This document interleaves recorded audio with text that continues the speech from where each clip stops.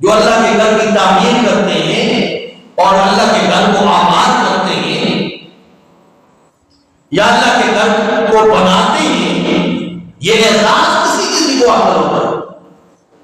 نبی کریم صلی اللہ تعالی علیہ وسلم نے فرمایا من بنا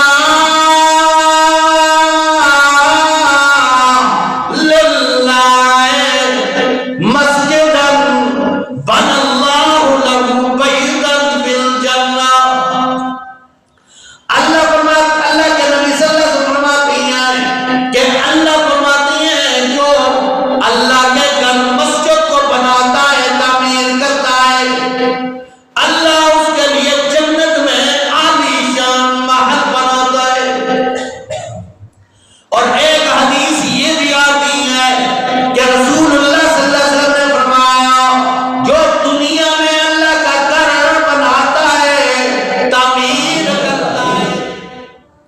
ایک چڑیا کے گھونسلے کے برابر اپنی توفیق کے ساتھ، بس توفیق اتنی نہیں ہوتی کہ زمین دے دے، کوئی پلاٹ دے دیا